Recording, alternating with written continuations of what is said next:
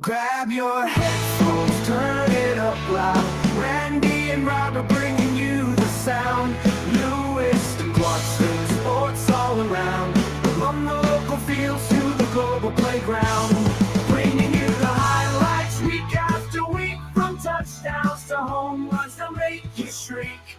Covering the athletes, the legends, the stars. Randy and Robert, they'll take you far. Editions stacked, breaking news with a twist. Every game, every play, nothing gets missed. Monday mornings, tune in for the sport. The R&R Sports Report that you can't ignore.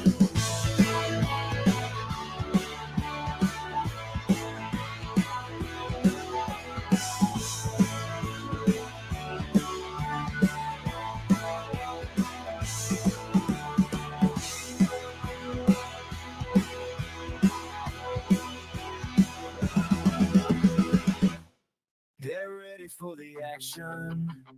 We're here to report. Randy and Robert together, talking sports of every sort. From Lewiston, Idaho, to fields around the globe. We got the news, we got the views, we're in the know. Local legends and global stars, we cover it all. Whether it's touchdowns on the field or baskets on the ball. The highs, the lows, the drama that ensues, we'll break it down for you. Share our fearless views. The R&R Sports Report, we're here to entertain. Bringing you the inside scoop through sunshine only. From the local to the global, our voices will be heard. Tune in now, let's dive into the world of sports. Word.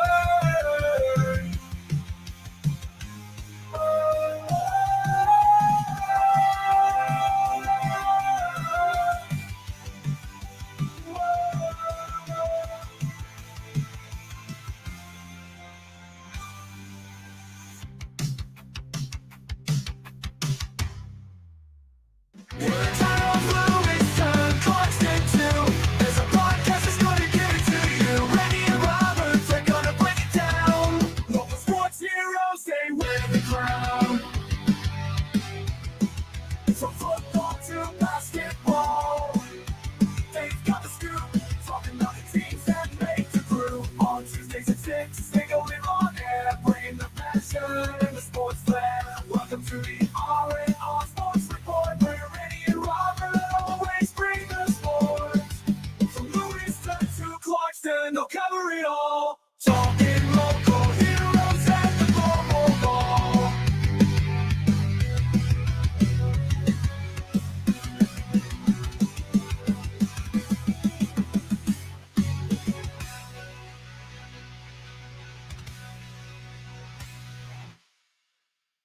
Lewiston and Clarkston, we're here to ignite, talking sports all day and through the night. Randy and Robert, the dynamic duo, get ready for the show.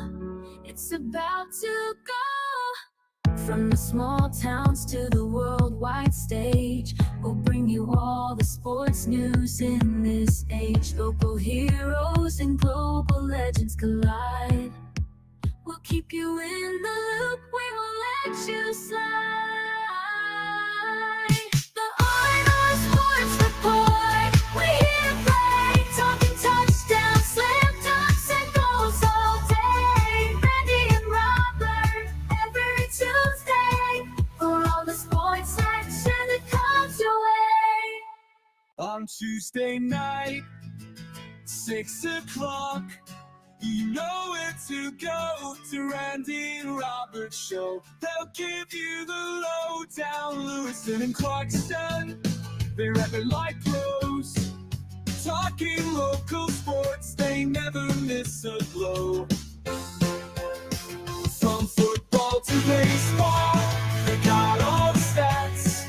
No matter sport, they're always on track. Aussie rules, they break it down like no one else can do. The R&R Sports Report, all always bringing you news. Then Randy and Robert always say roll. Talking about the games, very kids also tune in every Tuesday, since you won't be bored. We are in our sports report, and the podcast you adore.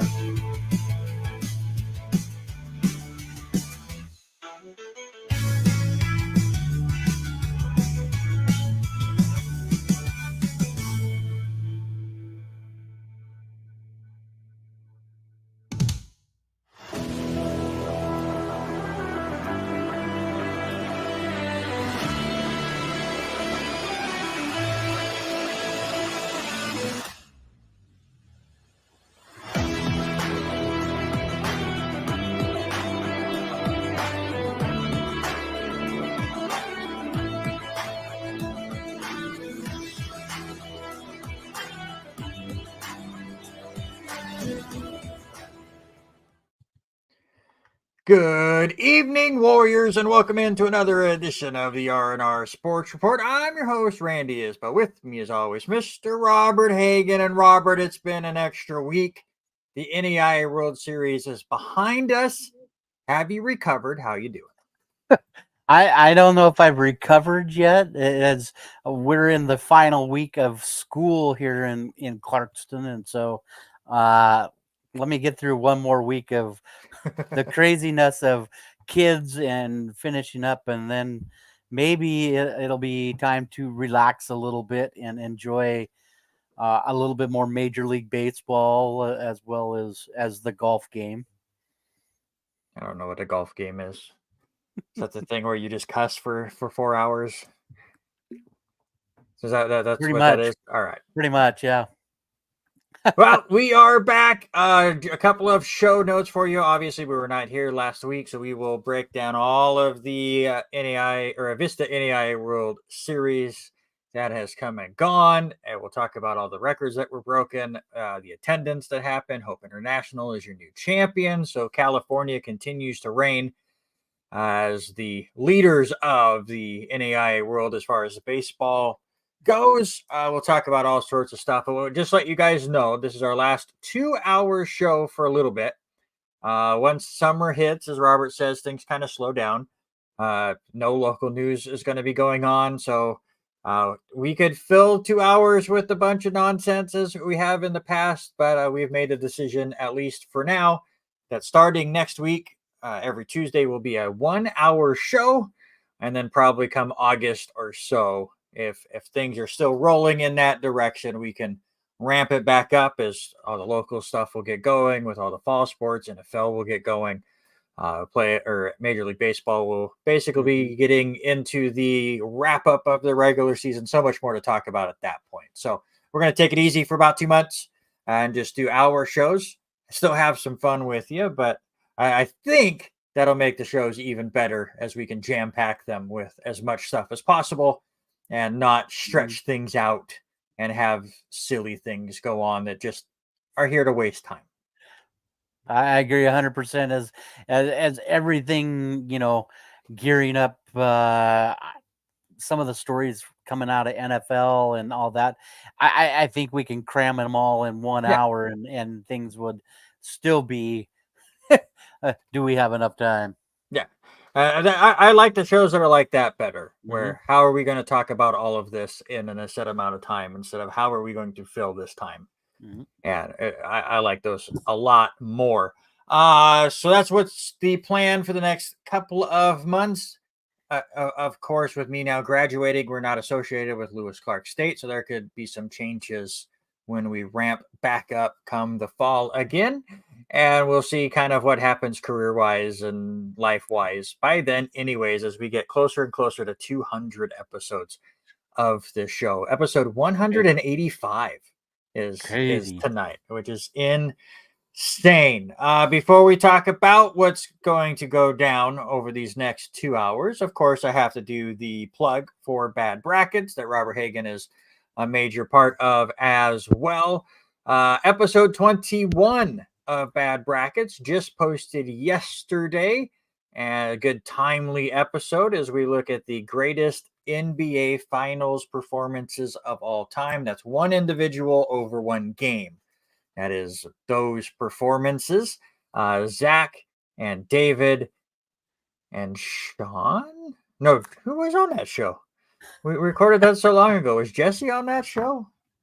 Three human beings had a debate on which one was going to win in that one. So go check it out. It was Eric, David, and Zach. Those are your three on that episode. And next week we will do the best comedy movies of the 1980s, because we did the 90s already. So on Monday, the best 80s comedy movies will come out. We are actually recording that the moment we get done with this show. So that is why Robert is not yelling at me at the moment, because he is saving it all for that show. Because I really want to know how rancid you're going to be. Is that I talked a little bit and asked you before we went live. Is okay, and we know this to be true. I am the eldest of all of the our and the old, and I feel like I'm going to be probably the wrong direction. I'm going to probably be earlier 80s movies compared to the other we ones. had this conversation off air, and I completely disagree with you. Like, classic movies are classic movies for a reason, and we all watch them, especially in those 80s and 90s times. Doesn't matter if it came out in 81 or 89. By the time we watched them in the 90s, it didn't matter exactly when they came out. Because I'm going to tell you right now, almost all of these movies I did not watch in the 80s. I was born in 84. Right. Some of the classic movies are above my head when I'm 5 years old in 89, right? So all of these movies that are on the bracket, I think there's one that made the bracket that I've never actually watched. But it's a good mix. I'm telling you right now. This was another one of those brackets that a 64 item bracket probably was going to be better for my mental health. What I jammed it into 24. What's scary is I don't think my winner is probably even. It might be top 5, but there's so, like I told you, there's so many different movies that Denise and I were going through it year by year by year, and she's like, "Oh, I forgot that was that year. I forgot that was that year," and it was like, wow. And then some of them, this like, "Oh, I like that movie, but it's not gonna quite." I don't think it gets there. There's gonna be a lot of them. You never know. By the way, search Bad Brackets on YouTube to find all of those. I've been trying to do better about putting them into their own playlists. So if you're only there for movies or TV shows, they're in their own segment. Sports, same thing. Video games, same thing. So if you're curious about what the show is and you don't want to filter through all the stuff that you're not interested in, trying to make it as easy as possible for you to check that stuff out. Also, like, comment, subscribe to all that stuff so we can continue to grow that platform. And we have so much fun on that show. I have a lot of fun going back and editing that later on in the week and rewatching some of the funny arguments that we get into. It's a lot of fun. So go check it out. Let us know ideas that you want us to debate in bracket style and how wrong or right some of these guys were as far as who they moved on and who ended up winning these brackets. And how rancid Randy can be. It's always the most rancid I can possibly be, because that's the name of the show. On today's show, after we get through all of the NAIA news and talk about the World Series, we will touch on the Washington High School stuff. Obviously, it's a bit past due as far as newsworthiness goes, but we were not here last week, and we want to give them their due, as we did for Idaho, as they had wrapped up, as we were just finishing our spring slate. So we will give them some due. Joel Damon got a top 10 finish. It was really awesome to see. Of course, we will break down a lot of Major League Baseball. We're past Memorial Day, so standings start to matter a little bit more. It's crazy that there's some teams that have less than 100 games left on their schedule. Yeah. We're already almost to that halfway point of the MLB season. Sports related draft. Robert wanted to have some more fun with the 80s. So we are doing the best Major League Baseball players from the 1980s. '80s. And then it'll be up to you guys to decide whether it was just a player that played in the '80s or somebody who dominated in the '80s. It'll be interesting to see where that one goes. I have lost all faith in winning these. I don't think I've won one in 2 months. I mean, it helps that I was gone for a few, and Eric and Sean were here to help out.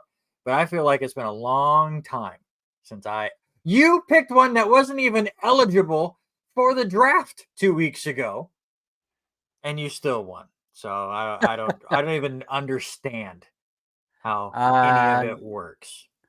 When was it the was last greatest tag teams was the last time? Oh no, yeah, we tied on 2 the weeks manager ago. combo. Yeah, we No, tied on 2 weeks ago for the greatest win streak busting performances. You picked a performance that wasn't a part of a win streak at all. It was part of a hit streak.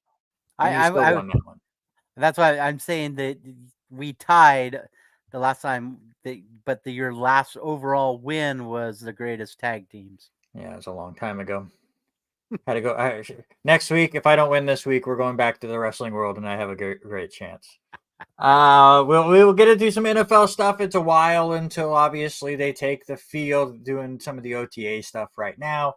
But some wide receivers got paid. We will break all of that down. Start looking at some of our predictions as to what we expect to see come the 2024-25 season. Yes, the NBA and the NHL have reached their finals. We will give you our uneducated predictions on those. And Aussie Rules Football is halfway through the year already, and our two teams are going in two completely different directions.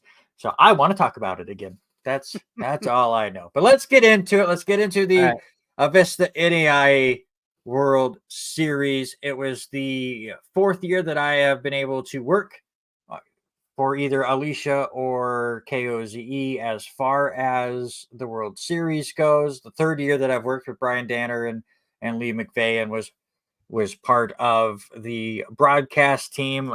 Very honored that for the 3rd straight year I've been part of the championship broadcast with Danner and Tatco the other 2 years. He was unable to make it this last Friday, but I have to say we were worried how it was going to feel without Lewis Clark State there. We were worried what the attendance was going to be there, and we'll get into the attendance here in a moment. But overall feelings, just real quick, top to bottom, because you were there for a lot of it as well. How did this tournament feel to you compared to other tournaments? Well, going into Friday, we were all worried with the absence of LCSC, what would this series look like? And yeah, it was down maybe a little bit on Friday night, that first thing, but Saturday morning to see the numbers that were there Saturday morning, all day Saturday. Mondays are always all about All-American baseball and people being there. The LC Valley put up a great show, and with everybody that worked and all that, I re-shared a post from one of the umpires that participated in the NAIA this year, and he was the crew chief of this group, and how much he appreciated the sponsorship, the people that were there, how he felt with everything going on, and it's kind of like when I did the repost, it was like, this tournament is meant to be in the LC Valley and all that.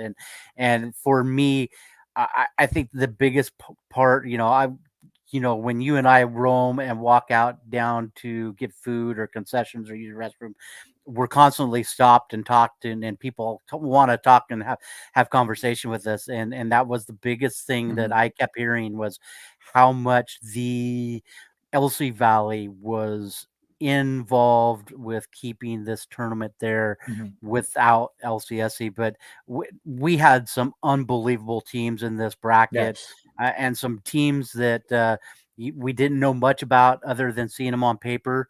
They proved themselves, and I'm highly happy with how these teams performed.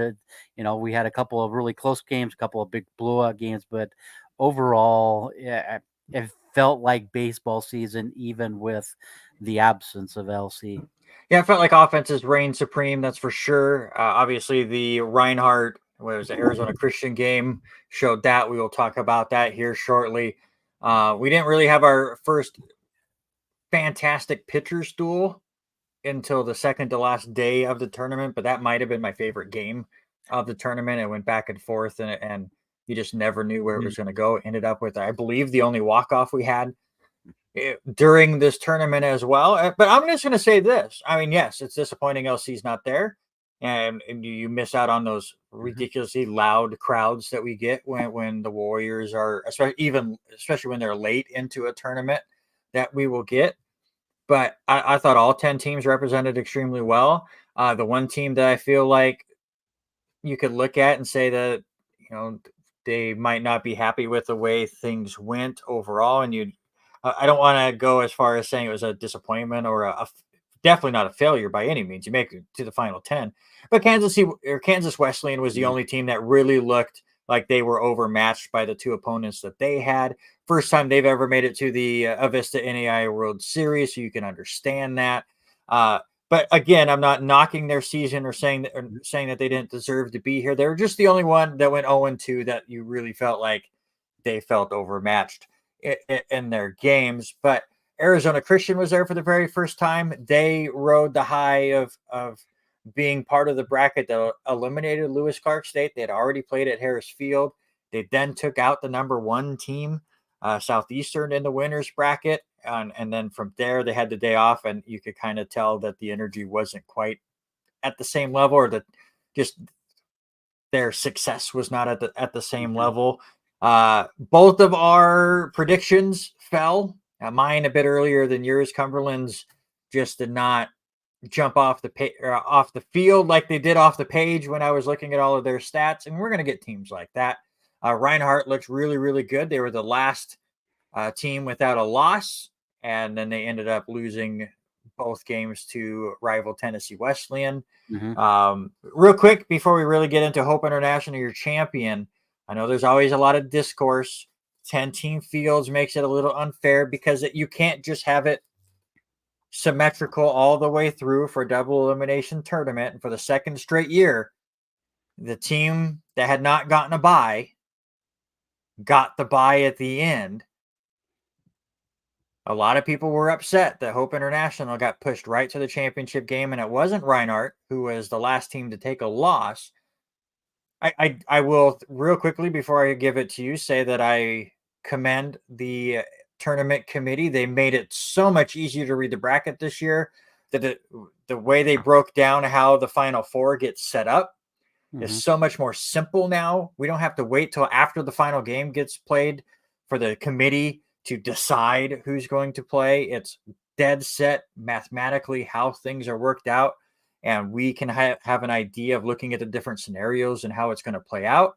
But again, the big question is, are you cool with the one team that doesn't get a bye getting the bye, or would you rather it be the last team to take a loss gets pushed to the finals? No, I like the idea of the last team having the bye. So, yeah, Hope International got that, but I think it benefited them quite a deal. I mean, after taking the loss and then rolling off what they did after that loss, they benefited from having that day off on Thursday. So, yeah, hats off to what they did. But I agree with what what the NAIA did with this one. I'm more concerned now, as you and I sat up in the press box and we get to hear some of the side conversations going on during the tournament, during the game, and then looking forward to, okay, what does the next game look like, or what does the next year look like? Yes. And hearing the next year thing, I'm a little hesitant about hearing how they want to break down if we get to a 10-run game, because there were some games that happened during this season that these teams caught up in the last two innings, and they were very close from a 10-run rule that would have ended it. And so that kind of is going to be a very interesting side of this story, and how they decide if and when does a 10-run start and when does it end? So, so Go real ahead. quick before you get to your next point, yes, Indiana Southeast had that insane comeback down to their final out Mhm. during the opening round, and that is a big argument against the 10-run rule. I would be totally for a 10-run rule in a loser. Well, I was going to say a loser bracket, but do you really want to get eliminated and have your season end like that and not be able to fight all the way through? That's difficult. Um, so I get it, but these 4-day or 4-game days are brutal when you have blowouts. And we had a couple of Mhm. we have 3 days that have 4 games in it. And luckily we really had very little weather issues. We had one small When? rain delay that we had rain delay that lasted 19 minutes. They didn't even get the tarp out. The gusts went Mhm. through, and then we had the lightning delay. That was it. The wind was really the only major issue with it, but we didn't have any delays that way, so that was great. But still, 2 of the 3 days that we had 4 games felt like they took forever. Like we were Mhm. pushing midnight by the time things were going on. Each game or each day, the first game of the day pushed everything back at least an hour right off the bat. So I have been hearing the rumors, and obviously nothing has been announced officially. I don't know if they've completely concocted everything the way they exactly want it, but I keep hearing rumors that they are going to add a day to the tournament and try to avoid the 4 game days. And if that's the case, then don't worry about the 10-run rule. But I think Mhm. if you have a day that has 4 games in it, you have to have the ability to go, all right, this one's done. We've got to move on to these other games because they just become so long. Yeah, I know you didn't do. You sat in for me for a quick break, but for my side of it, doing all the PA work, there was so much stuff that had to get announced, and there always is, and Yeah. we know that. But those players waited until if it was an 8:35 first pitch is the way we understood it. They waited till 8:35 to go out there and then take their warm-ups. Um, a couple of the teams I found, I felt like they kind of stalled their way to get to the plate, and they waited until one of us PA announcers, whoever it is, to finally make their way to the plate. Reinhardt had a couple of guys that did Hmm. that. Tennessee Wesleyan had a few guys that did that, but they wanted to wait until the last second, and it's a slow, monotonous move up Hmm. to the uh, up to the plate, and so that was the biggest thing. Even even mound visits did not seem like it was a huge issue. I Yeah. think going to a 3-game Thursday, doing a 3-game Thursday, 3-game Friday, 3-game Saturday may force a 4-game Monday, but I think that's going to help out a lot. And so, Yeah. If Memorial Day is the only day that has 4 days, I think we can all live with it mhm, and be I would. okay. But having 3 of 4 days go that long, especially for those that are there from start to finish, like a Mhm, Danner or Alicia or Brooke or whoever else is all there all day long. Some of the people that are working for SWX, some people that are working tickets or whatever. Obviously, there's a lot of us that will get games here and there off. But for those that are there every single game, some of the people that run the tournament, uh, that's a lot of mhm, hours in a 4-day period that you are spending at the ball field, and especially that they they never stay on time at mhm. all. That you have to be able because you came in on Wednesday. I think you were either calling the or doing the PA for the second game, I had both you on were, Wednesday. or you had both on Wednesday. But Mhm, we were joking because the second game was starting on time.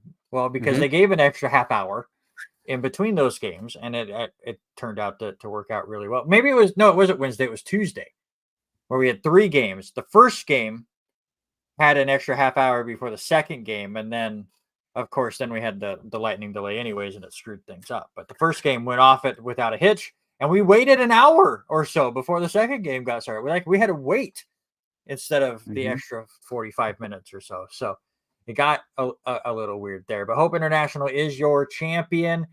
They are the first team since Lewis Clark State in 2006 to lose on that opening day on Friday and come back to win the national championship. So congratulations to them.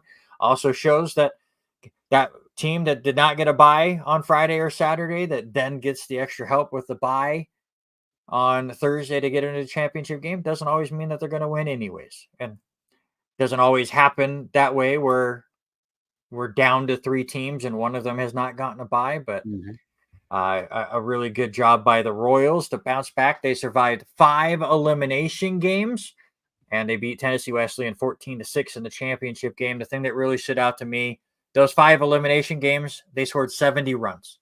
Like the offense completely woke up. They got things going. They did score 5 against Reinhardt on Friday and lost that game 7-5. It was a good back and forth game there, but really got the offense going when it really mattered. And it was a good bounce back. It was our second time ever being in the NAIA World Series. First time was in 2017 where they did not win a game. So congratulations again to Hope International. And again, it's the second straight champion from the Golden State Athletic Conference, as Westmont won it last year before moving off to the NCAA. So again, great job by the Royals. They take out Tennessee Wesleyan. Billy Berry, probably our favorite coach, just class act. I was having so much fun watching him give hugs to the Hope International players and coaching staff as he knows what it means and how it feels to win one of these national championships.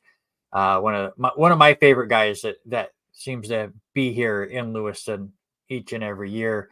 But quick shout outs to JJ Cruz for winning the tournament MVP. Well deserved. He was on my ballot, 15 of 26, 577 batting average for the tournament, 5 home runs, 4 doubles, 11 runs, 15 runs batted in. David Rivera, their shortstop, was given the Gold Glove Award. And the pitcher, Trey Seeley, who was 2-0 with a 2.12 ERA, had 19 strikeouts over 17 innings pitched, was named to the all-tournament team as one of the 4 pitchers. So those were the big standouts. And I'll say this right now, that tournament team was brutal to fill out. There was half of the list, super simple. One person stood out, but half of them, I trying to figure out the 4 pitchers. There were 8 or 9 that were well-deserving. Outfielders was tough. Shortstop was pretty tough. Second base was tough as well. So the all tournament team was a big mixed bag, and it's because there was a lot of really good talent there.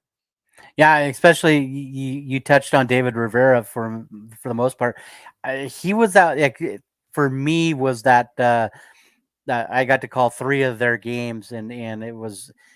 He was that little spark plug, man. He got things going. He was quick. He kind of set that mood for Hope, and I thought he should be highly recognized for what he was doing. You know, the batting average didn't really match up to what he did, but what he could spark that team doing to set the table was unbelievable, and hats off to that entire team. As JJ Cruz, hands down, could do everything, hitting the long ball, and wow, I mean, this team was a very dominant team in after they got through that first loss.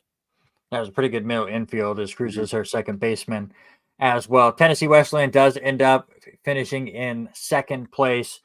Their one loss before the finals was against Georgia Gwinnett in a pretty wild game that was a lot closer than the 12-6 final would suggest. The Grizzlies kind of blew things open in the 8th inning, maybe 7th inning of that game. They bounced back. They beat Southeastern in a really fun game, 8-6. That's the game that had the lightning delay.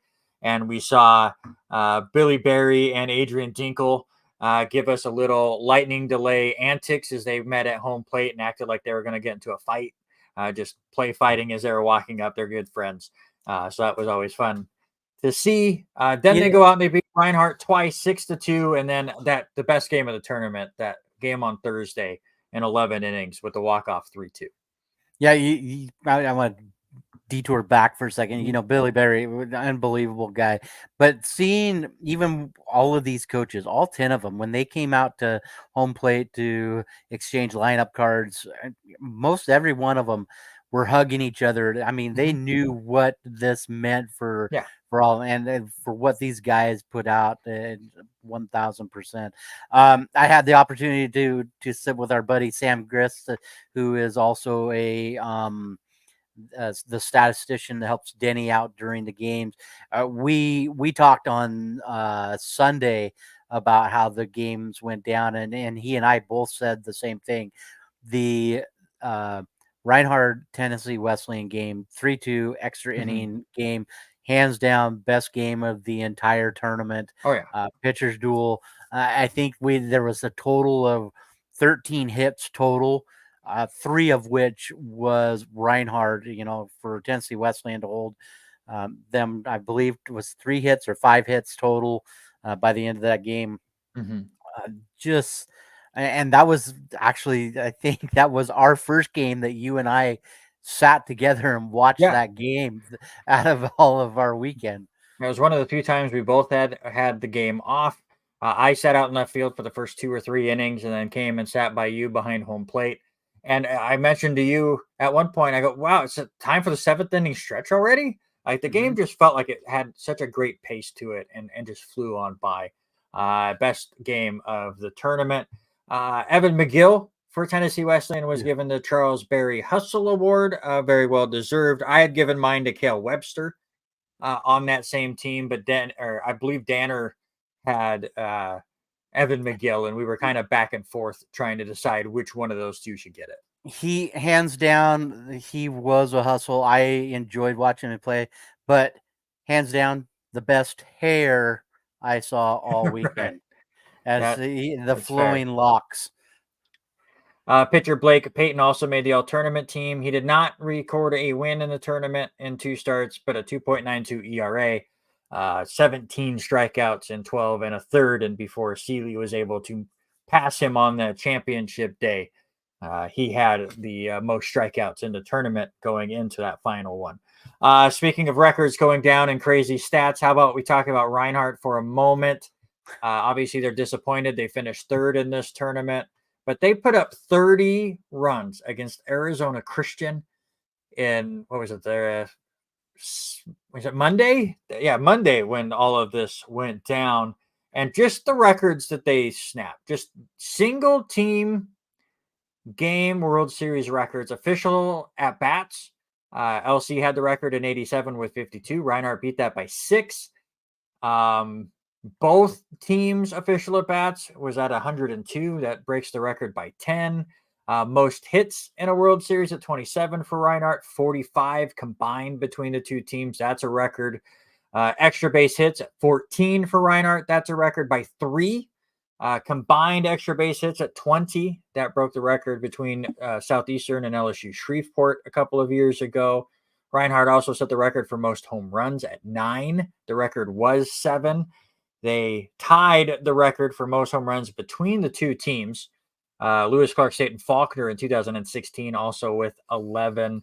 6 different players hit a home run for Reinhardt. That ties a record. 29 runs batted in. 60 total bases, broke the record by 12, which is insane. The one that's even crazier, total bases combined between the two teams. How about 89 total bases? The record before, 65. Yeah. They beat that by 24 bases in one game. Absolutely insane. The big star of that game, Tucker Zadunich, who until JJ Cruz hit his home run in the championship game, I know Danner was tempted to still pick Zadunich as his tournament MVP.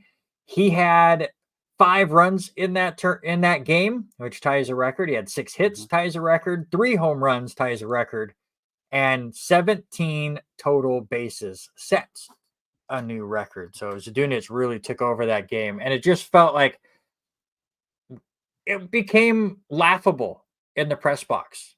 I know Darren Danner was the one that was doing PA, and I was calling the next game, so I was just hanging around watching. But we just kept joking. It's like, all right, what else could they do? Oh, there's a home run. What else could they do? Oh, here's a bases loaded situation. Oh, 3-run score. And like it just kept going, and it was just insane what Reinhardt was able to do. They don't win the tournament, but that's going to be a memory that will last with them forever. Wow. Yeah, it was an unbelievable game offensively, but you said it. Zadunic was just phenomenal up at the plate. Didn't matter what he was doing. He was putting the bat on the ball, making something happen with that Mhm. team. And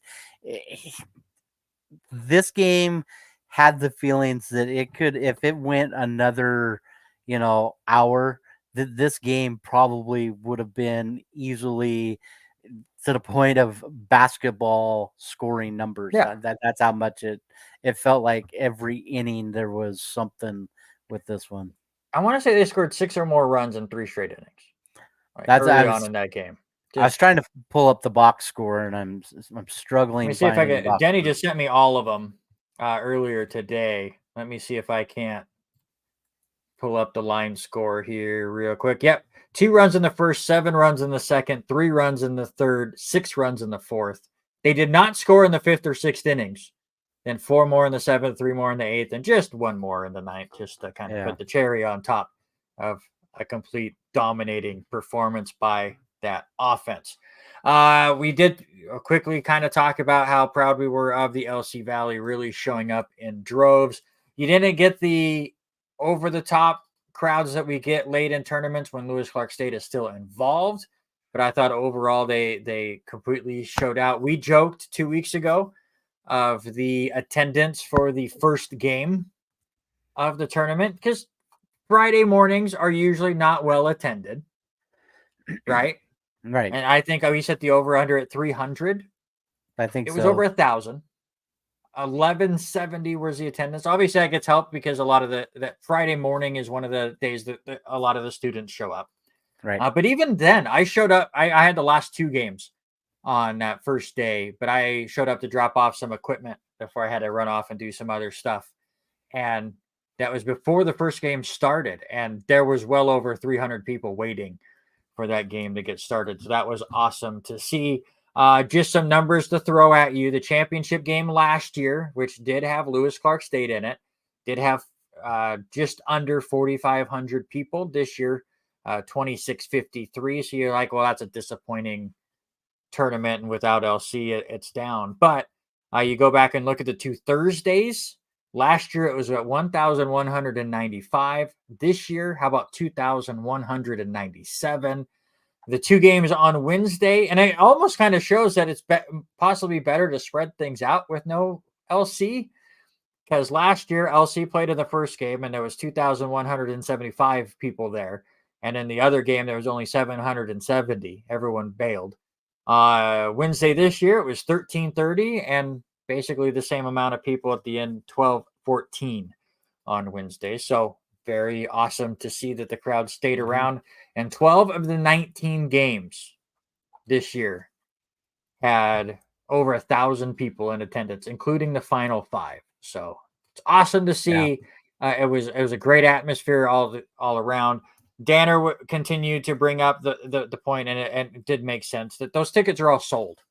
Everything behind home plate and up and down the fields, those were sold anyway. So even if nobody showed up, yes, it would have been a horrible atmosphere, but money wise, it would have been okay. But it was nice to see the general admission sections get filled, especially those last couple of days. And it really brought in a really fantastic atmosphere. And it was really kind of fun to kind of see some of the locals pick a team. Some of the locals picking which teams that they were going to go in. I had fun. I think it was Hope International, not on the championship day, but I think it was Wednesday they were playing, and they started getting that LC stomp going. It would get 2 strikes with 2 outs, and everyone would start stomping the stands, and you kind of got that rumble going that we'd get for Warrior playoff games. It was a really good time, and I appreciate everybody making it feel like another normal World Series.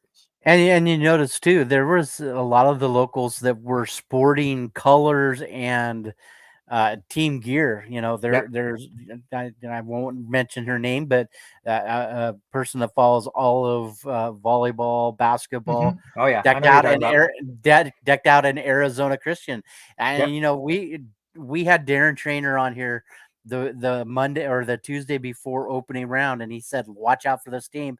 And the LC fans kind of fed into this team and jumped on board with them as they played early. We get the big following with Georgia Gwinnett. That's the team Yeah. that went and saw the kids over at Highland Elementary, and Mhm. to listen to my granddaughter talk about them coming over and hanging out and just taking time. But that was the story that I heard the most, is how much these kids wanted to take time out of their schedule to come to the games, hang out, and even answer questions of people just coming up to them just to talk. Yeah. And they wanted to be there, and they wanted to be in the Mhm. stands. So, I another unbelievable truth, and it just leans into how much, and you and I've had this conversation many times, how much this tournament and this event to us means so much, and why we love working it, hanging out with it, Yeah. and it's in the Mhm. top 3 events that we do every year, hands down. Another proving scenario of what this tournament means to this valley. Yeah, so one more time, just congratulations to the LC Valley for really showing out and putting on a good performance. And apologies to my daughter, who had Tennessee Wesleyan come to her school, so she became a big Bulldogs fan, and they end up taking second place. News that came out on championship day, the rumors were flowing. NAIA ball had kind of come out with the big breaking news, and it became official the next day when Adrian Dinkle himself came out with his own post about it. But the head coach for Southeastern is no longer the head coach for Southeastern, as Adrian Dinkle will move on to another coaching job that has not been announced yet. We don't know where he's going to go. But it does look like the reason he is leaving is to take on another job, and we'll see where he goes. But he was fantastic with the Southeastern. Of course, he also coached Sterling to the World Series a couple of times as well. 2 national titles with Southeastern, 8 World Series appearances. The 2 with Sterling in 2013, 2016. He made 6 straight World Series appearances with Southeastern. And how about this? A record of 640 to 137. Dinkle knew what he was doing for the Fire. There's kind of a reason why Southeastern became the new Faulkner, as Mm-hmm. far as the team that was hated by the LC faithful, because they were always here. They're always really good. They're very stern in their approach. Some of the players can get a little boisterous and have a good time. If it's your team that's doing it, you have a lot of fun with it. But if they're Mm-hmm. doing it to your team, you hate them. And yes, they did it to LC a couple of times. So there are some people around LC that just are not a big fan of Dinkle and his team. I've always gotten along well with Adrian Dinkle. The couple of times I've had conversations with him when I worked for the Tribune, or had conversations with him working the radio. He was always polite and respectful to me, and gave me some great information. So I give him well wishes to wherever he's going. But that was really big news that came out at the end of the tournament. Yeah, and especially with it being um, kind of a hard pill to swallow, knowing that the number 1 and the number 2 both fell in this tournament early. So a lot of their big uh, game vibes, as we figured that one of those teams were going to be in there Mm-hmm. at the end. And so, At top 3 um, fell. Cumberland's my pick. yeah, Fell before yeah. both of them. Yeah, and so to get to the games, and you have the 4, 5, and 6, the final 3 teams left in the thing. But you know, Dinkle will make a successful program wherever he goes, whether he jumps up to a D1 school, D2 school, something like that, and make another step. They're going to get a very good coach, and a coach that is a very uh, offensively driven, and he wants his team to succeed.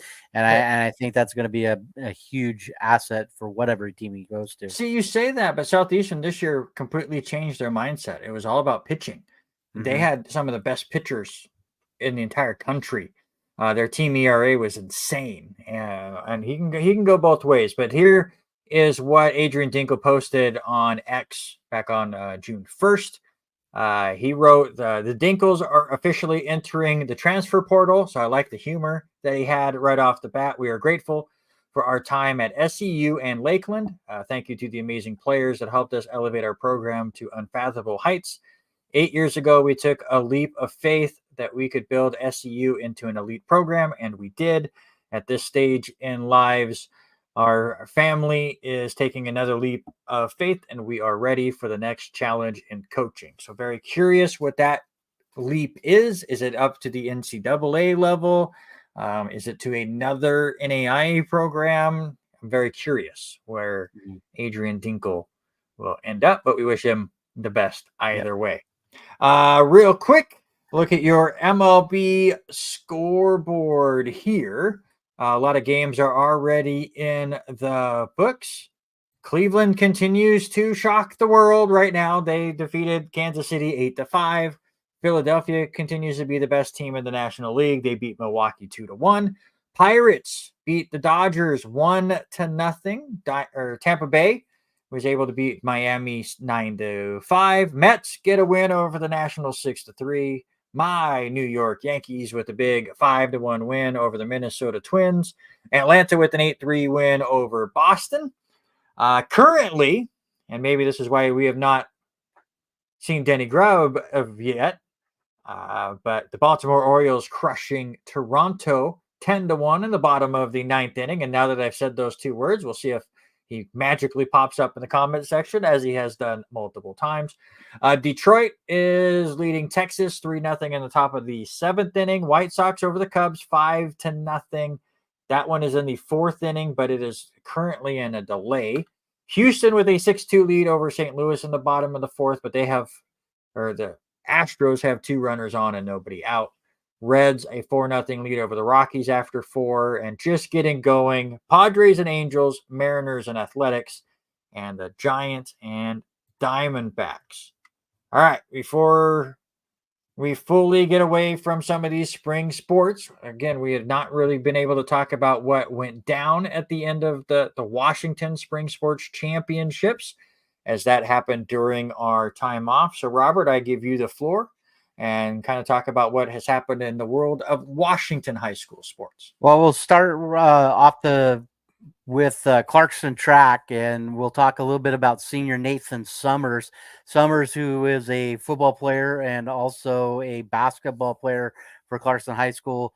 Got injured in football and ended up dealing with some shoulder issues, and so he did not participate in baseball this year and decided, I'm going to go out, still stay active, go to track. He comes home with a state championship in triple jump. So congratulations. He jumped 45 feet, 3 inches, for being in the first time running track and doing anything like that. He was 2 inches better than his second place finisher and a 1 foot 4 inch better. So congratulations to Nathan. I know he does follow the show a little bit along with his dad and all that. So congratulations to him. Softball, Clarkson ended up going over and losing both games. First one, a little bit of a heartbreaker, losing to Franklin Pierce. Just couldn't get any offense going. Lost that one 6-3. And then the next game played Rochester, also lose that one 8-5. So great season for the Clarkson Bantams in the rankings pretty much all season, from 6th place to 10th place in the 2A all season long. So what Coach Wilson has done with that team has kind of changed the mindset. This team is going to get a lot better over the next little bit. So, and then we look at the other baseball news. Soton made it to the quarterfinals in the 2B division. They do lose to the Tri-Cities Prep 2-0 in a very tight game. And Tri-Cities ended up going on to win the 2B state championship. So congratulations to Tri-Cities Prep and Soton Panthers on a great season. Pomeroy was eliminated in the opening round against Orcas Island 2-1 in the 1B division there. So as of right now, sir, high school sports are at rest, with the exception of spring football is going on right now for Clarkson High School. Practice started last week. Well, it's practice. We're not talking about practice. We're talking about practice. There are already they're already 4 games in. They getting geared up. I think it's next week they go up to Eastern for the big Eastern camps that Eastern Washington University puts on. So Also now time for Legion baseball and all of mhm. that throughout the summer Yeah. as well. Some more local news to pass along. Joel Damon back in the top 10, first top 10 finish of the season. Started out red hot at the RBC Canadian Open, shot rounds of 67 and 65. Still did well over the final 2 days, 69 on Saturday and an even 70 on Sunday. The 70 actually was more impressive because he comes out and bogeys 3 of the first 6 holes, and you're worried, all right, is he going to kind of have a Sunday fall? But he birdies 10, 11, and 12 to get himself back up there into that top 10 contention. Parred every other hole or every hole from there on out, held on to a tie for 10th. So congratulations to Joel Damon. That's a really awesome performance by him and his best performance of the season. Yeah, and even Saturday he did not start off the best as he double bogeys the very first one out of the gate, and he was sitting fourth to all the way down to ninth right away.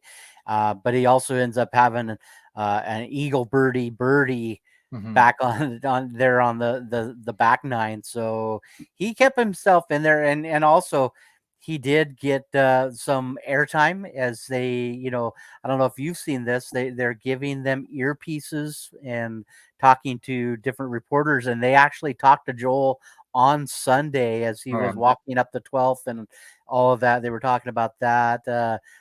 And in the middle of all of that, his wife jumped out of a plane on, I want to say it was Wednesday, that landed in on 12. And so that was part of their conversation that Jim Nance and their crew had with Joel Damon. So it was cool to see him get a little bit more time that he's not normally getting on the PGA. But yeah, hats off for what he was able to put together, some rounds that were somewhat consistent. Saturday a little hard with the double to start with, but this was the first. Talking with our buddy Tony Barden, that was one thing that we talked about, is he can come out and play and have 3 good rounds, but usually he's got one round that is just really tough on himself. Well, obviously we've said many times on this show, you and I are both bowlers, and we know how much of a mental game that game is. Golf is even more of that. It's just you and the course, and you're just trying to be able to outduel that course other than other people, and you're seeing what they're able to do. And then it's just surprising to me how a golfer can have that kind of struggle in a round and then be able to flip a switch and kind of get back into a roll and not let it completely collapse on him. So again, shout out to Joel and shout out to Gino for kind of being that support and his big caddy. Yeah, his mental game has just been so much better this year, and I think and we've talked about it. It boils back down to his, he's a dad now, so he's got to think a little bit differently and all that, and crazy. So I want to ask you one thing before we move away from golf for a second. Did you see that Fluff, one of the caddies, fell this weekend, and they pulled one of Tiger Woods' old caddies, Fluff. I forget his last name off the top of my head.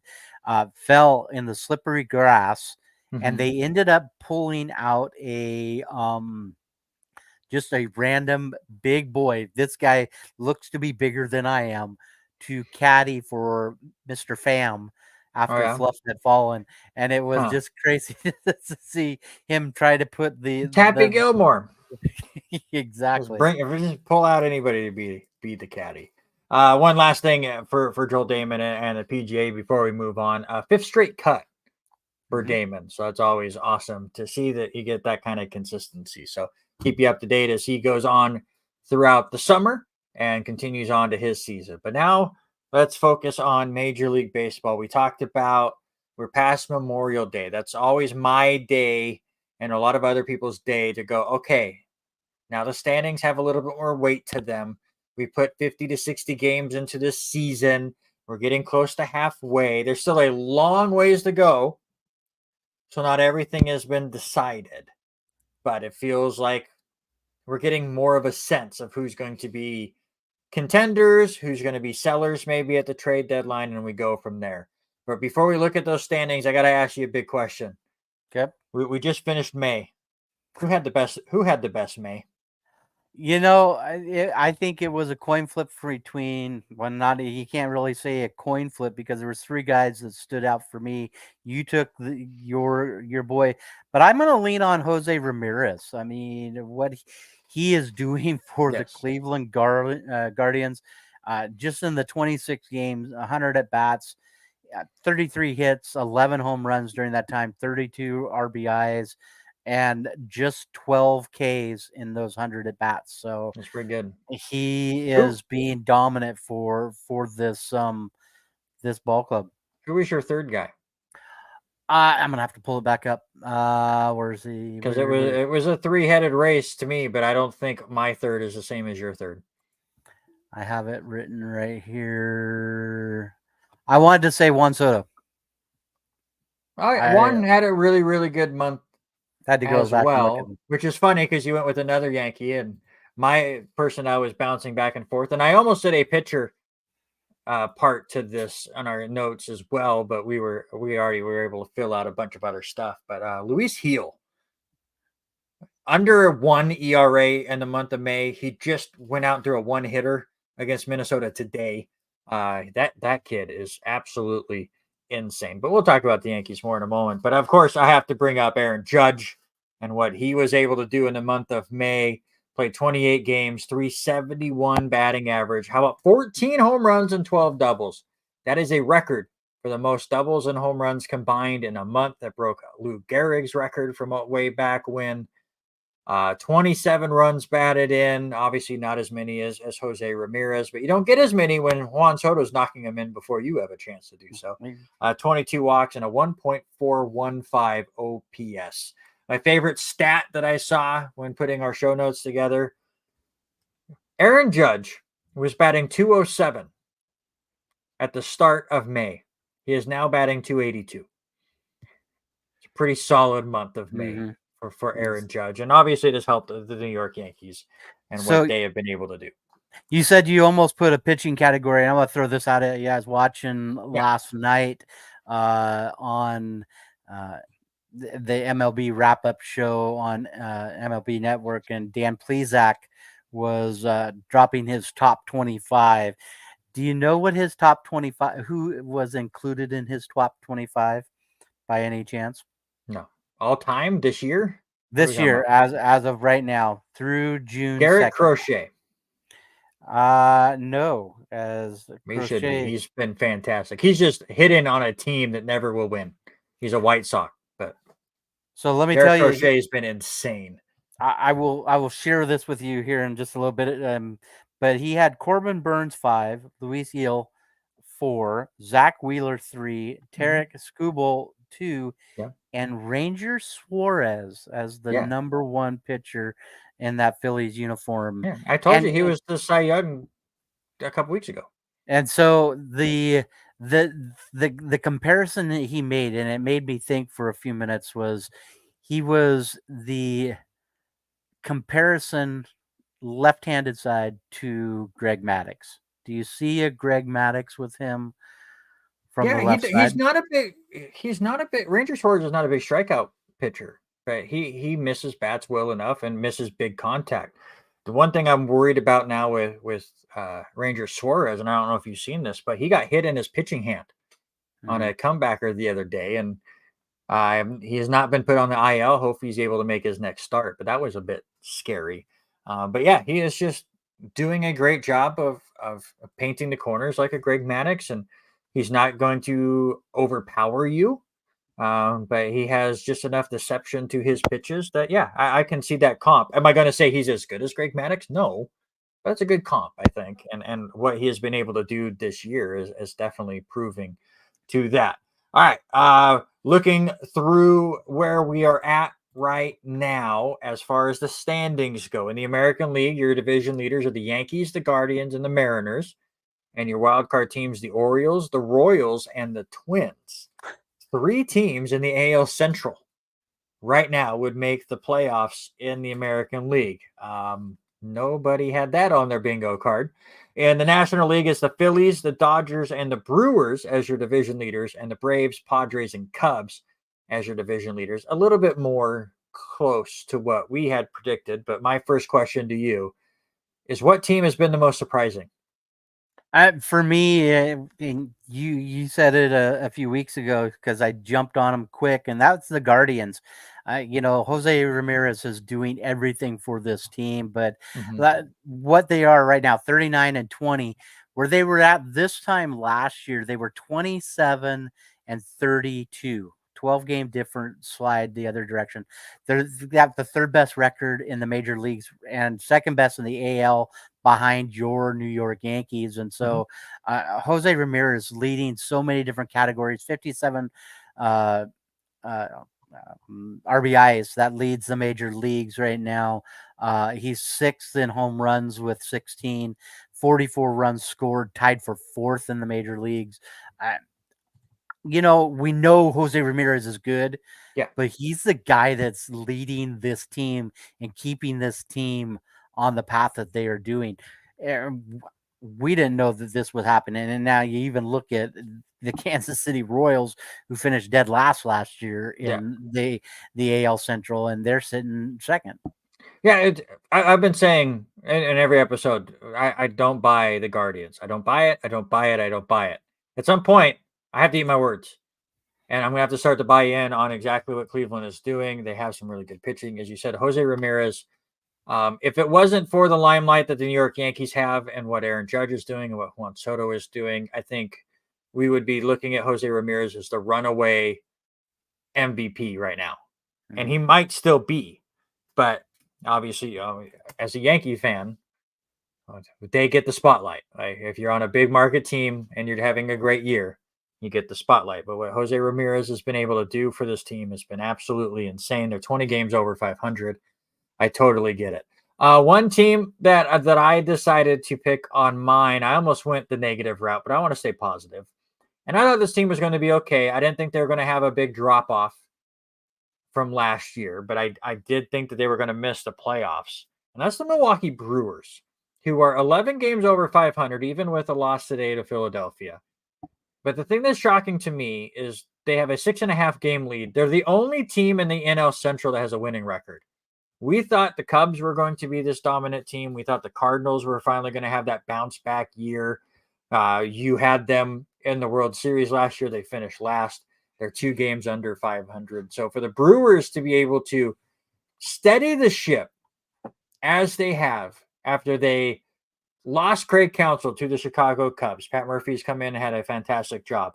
After they lost Devin Williams in spring training to a broken back, and he's not expected to be back in the second half of this year, and they've just completely patched together a bullpen that missed one of the best arms in Major League Baseball, and to still be leading their division by as much as they have so far. To me, I think that is pretty surprising and very awesome for them, as again, they'll get Devin Williams back in the second half, be even stronger. What Christian Yelich has been able to do offensively for this team. Talk about another player that has kind of found the fountain of youth. He looked like he was done 2 years ago. Last year had a resurgence. This year playing even better. So just awesome to see from Milwaukee. All right. Now let's get a little interesting here. Went through your 6 division leaders: the Yankees, the Guardians, the Mariners, the Phillies, the Brewers, and the Dodgers. If I gave you $100 that you had to put down on one of these teams that you felt most confident about, lock them in. They've won their division already. It's June 4th. But you know for a fact that they are not losing their division. You would put your money on the Philadelphia Phillies. Just because, I mean, a lot boils back to some of the injuries with Atlanta right now, 7-game lead in that division. But you look at that starting rotation with Wheeler, Nola, Walker, Suarez, and what they are doing there. I think hands down, they it's their division to lose, and I don't see them slowing down at any point. And they've just got so many great names that are capable of turning a game around at any time. You know, you look at Real Muto, you look at Harper, Stott, Castellanos. This team has got a great chance of making their way all the way to the NL Championship. Hmm. Hmm? I'll get to it in a second. I just got breaking news from Denny Grubb. Uh-oh. But I will go along with yours. The Phillies make sense, and it's not just because they've been playing extremely well. But as you said, Atlanta, and they've lost Strider, they've lost Acuna. Mm-hmm. I still think they make the playoffs, but I think they're going to fall off. Yes. There you go. So the 10-run rule is in place for all games except for championship. The 2025 NAIA bracket is out. I just saw that from Denny. I'll go over it in just a second for everybody. I was trying to quickly look at it as you were going through yours. But my team, I'd put my $100 on to hold on to their division lead is the Los Angeles Dodgers. Listen, they're 38-24. They're 14 games over 500. However, if you ask anybody, you go, they've been kind of disappointing so far, which means they're not playing up to their potential. And I think they will. And they have a 6.5 game lead over the Padres, and I think they run away with it. The other question is difficult to answer, I think. But I wanted to put you to the test. Out of those same 6 teams, Yankees, Guardians, Mariners, Phillies, Brewers, Dodgers, the 6 teams that are currently leading their division, what is the one team that you would say not only doesn't win their division, but doesn't make the playoffs? Is there a team that might have a second half collapse that's leading right now? And yes, the Orioles did. Not only one, they crushed. I had to bring in the don't make the playoffs part because I think the way it stands right now, the Yankees would be the main focus on who would not make the playoffs or not win their division because their race is so close, and we both think Baltimore is one of the top teams. Mm-hmm. But who's that one team that you think will not make the playoffs even though they're leading their division? Denny says the Phillies. I don't buy that one at all. Why not? I think I have to maybe hit on maybe where you're. I can't say it. I mean, I'm as much as I want to say it, but I'm gonna say Seattle. You look at that division. Yeah, they've got a 4.5 game lead, but they're only 7 games over 500. And as everybody knows, I'm a Mariner fan, but you know, Houston started out slow, and we know that they can pick up at any time. Texas, what they did last year and them getting back into it. Right now, Mariners are the only team that is over on a run right now with their streak, 3-game win streak. So go predictor, William Gary. I think it has to be maybe the Mariners not making the playoffs. Yeah, I mean, because right now, obviously, they have the lowest record out of any of the division leaders. Mm-hmm. You expect Texas and Houston to get going at some point. Yeah, that's probably where I lean as well. If I was to pick a different way, I would say the team that I'm most surprised with, that's the Milwaukee Brewers. We expect the Cubs to get going. We expect the Cardinals to get going. But are there enough teams in the National League to then pass Milwaukee to knock them completely out of the playoffs altogether? That's the big question. All right, you wanna have some fun here? Sure. Let me show you what I was just saying. Hold on, let me check the email to make sure I can.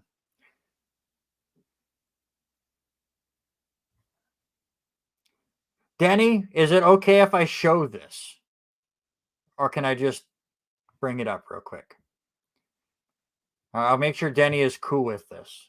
I don't want to get in trouble for showing off this bracket before we reveal it. But yes, all right, I can show it. Cool. All right, I just wanted to make sure that this wasn't like it has been confirmed, but they wanted to make a big announcement. But so here is your bracket for next year. And the one thing that you will quickly notice is we have 4 games on Friday still, but that's the only day. Mm-hmm. So 3 games on Saturday, 3 games on Monday.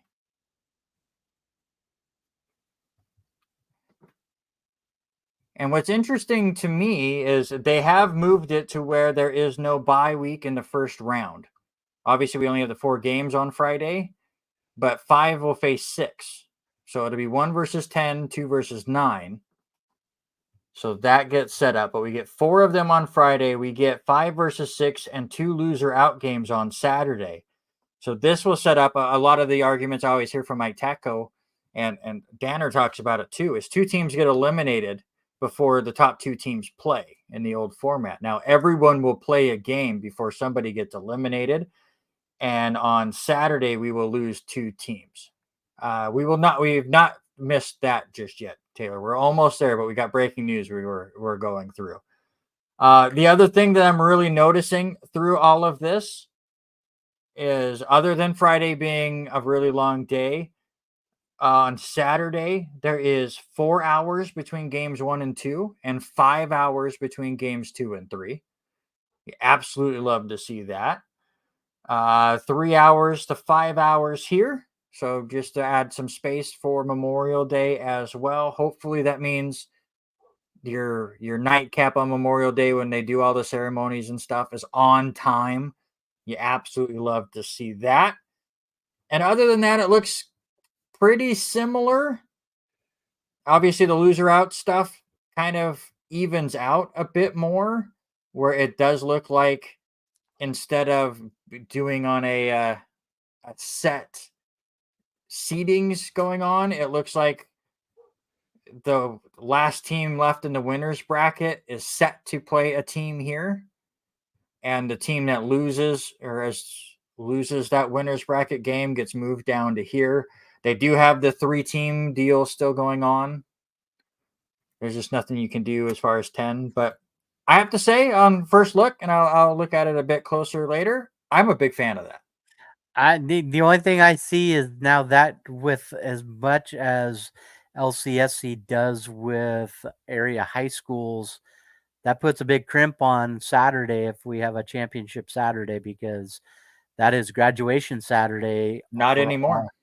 So yeah, as It's graduation Sunday now. That was the Yeah, one thing I've heard when they were talking about adding another day. Both high schools have already agreed that they would move their graduations to Sunday. yeah. So that would be the only thing I would see that would throw up big red flags. But I love the idea of having more time in between games, because there's a lot of times that from being radio, being PA, or being that Denny Grubb that sits behind that computer for so long. Yeah.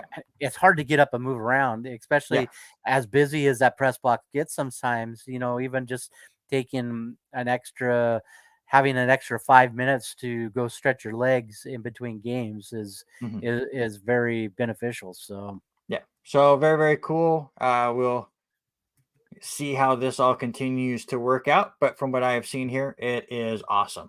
Real quick, let's run through our Major League Baseball power rankings and get to our sports related draft, and then we'll piss off Robert Taylor.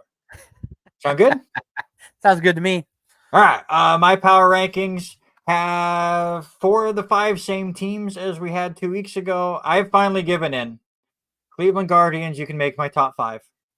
I did put them 5th. The Atlanta Braves get knocked out because of another big injury with Acuna. They still find ways to win. They did it before, and we'll see what they can do this year. They'll probably still make the playoffs. I dropped the Dodgers to 4th. I moved Baltimore up to 3. That team has been fantastic, but Phillies and Yankees basically 1A, 1B. I'll be a homer. I'll put Yankees 1, Phillies 2. But really, those top 4 teams are steps and leaps above where you get to Cleveland and Atlanta and such. Yeah, we have the exact same 5 teams. I only have one that's just a little bit different, and it's just because they had a little bit of a weaker week this last week, and I have Baltimore at 4 and LA at. Did you hear that, Denny? Robert has Baltimore lower, so when we get to the sports-related draft, remember it. I know. I wish we would have done the draft before we did the power rankings. So, but no, we have the exact same 5. Yeah. It is time that we're going to start seeing that steps and bounds are the marathon runners that are going to win it are now moving well in advance in this one, and these 4 are there. So, all right, let's get to the sports-related draft. 2 weeks ago, I came up with a topic. You picked an item that made no sense and did not fit into the qualifications of the bracket, yet you still won. So congratulations to you. It's been about 2 months since I've won one of these. We'll see what happens, but it is your time to come up with the topic. well, I brought up this topic just because we have a busy night tonight. As soon as we're done, we're gonna work on next week's bad bracket stuff, and you got me thinking about the '80s and some of the best baseball players to ever play in the '80s. So I'm gonna go this way. What is or who is the best Major League Baseball players of the 1980s? So I picked the topic. Randy, sir, you have the first pick. Also, I just want to say before we get into the actual 6 names that we picked, neither of us went with the cheat code. No. There's no Baltimore Oriole on here. I was like, how neither of us picked Cal Ripken, even though his was more of a long deal, both 80s and the 90s. I set mine up and I've made my picks based on exactly what they did in the 80s. And if they did stuff outside, I did not count it. But yeah, there was a couple Orioles that we had a chance to really just get the win with Denny Grubb, and spoilers, we did not go that route. My very first pick was a difficult one. I cussed you out a lot while I was looking at this because usually there's a front runner. There's a for sure number 1 pick. It's not the case for this category, but I went with George Brett. He was an all-star in 9 of the 10 years. He won an MVP in 1980 and still was an all-star all the way throughout. Hit over 300, nearly 1,500 hits in that decade alone. 851 RBIs, just a ton of runs as well, well over 700. He was a mainstay at the top of that MVP race in the 80s. And I think George Brett was the best player that played in that decade. So I had picked George Brett first. I mean, that's a good pick. And that's the one thing that I had the same issues struggling about was where does he fit in? Where does all of these guys really fit in data wise? So my first pick was a guy that was very dominant on the mound, and that is with the Houston Astros, and that is Nolan Ryan. I mean, Nolan Ryan put up some great numbers. He was 135 and 113 during 1980 and 1989. It's not a very good record. Well, the bigger number was what he put up as far as complete games. You look at some of the numbers he had in that time, 314. He had 44 complete games, 15 shutouts during that time, 2,100 strikeouts. Hall of Famer during that time, 2-time ERA title. In 1981, he was a 1.69 ERA. In 1987, he was the leader at 2.76. So he was that dominant pitcher then.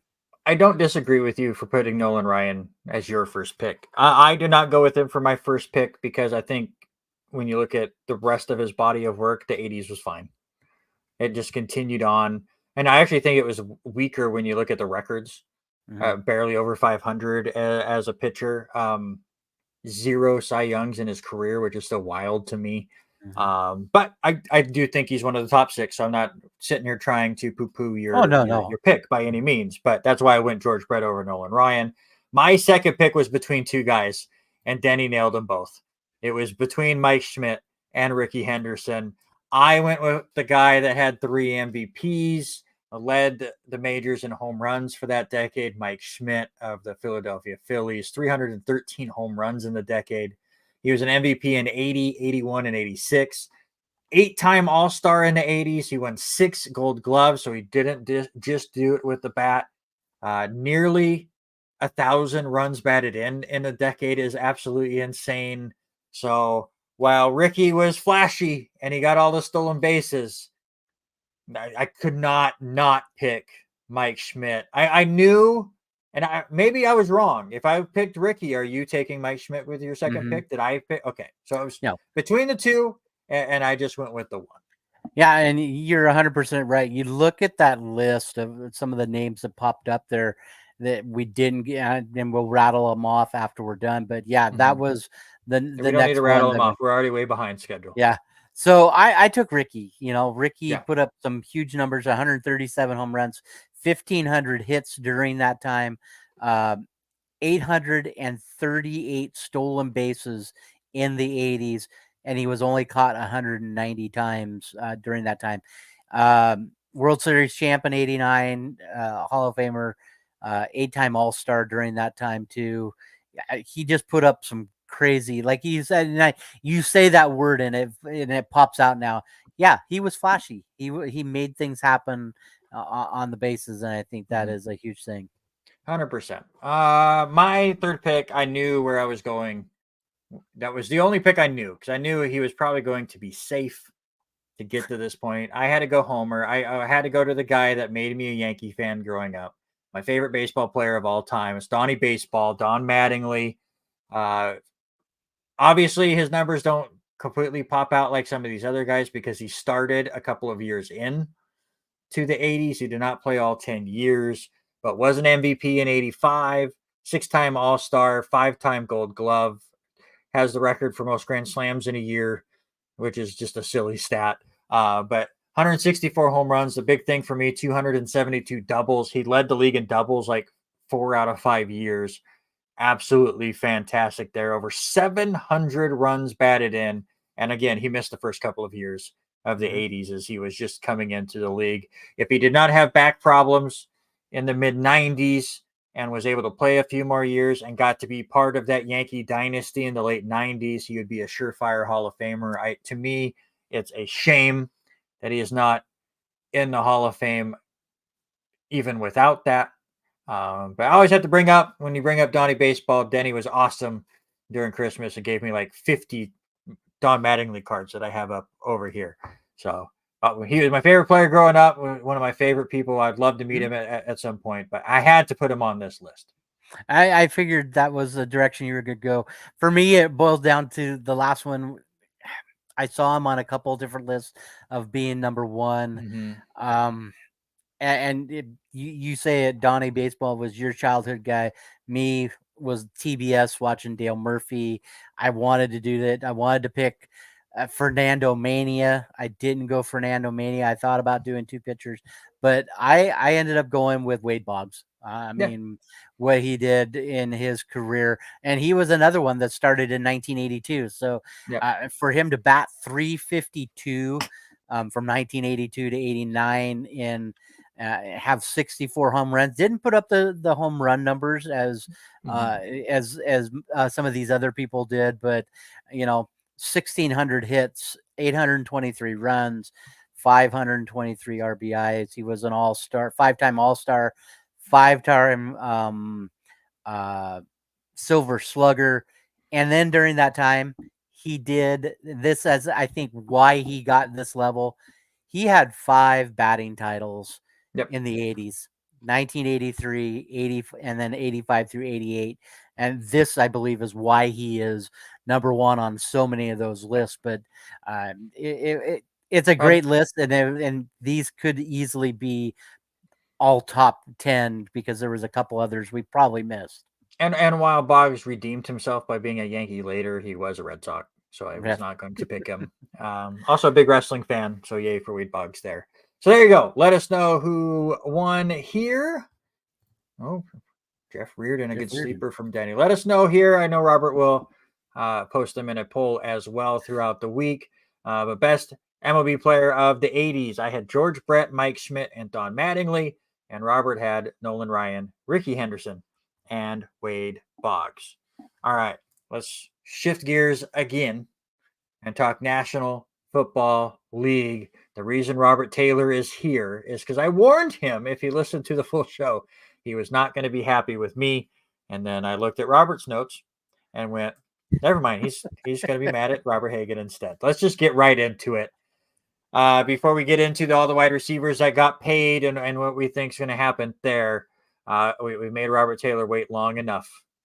Our 3 bold predictions for the NFL season. It's a bit early, it's June, but we're having a little bit of fun with it. So I will let you have the floor first. Your first bold prediction. My first bold prediction is gonna.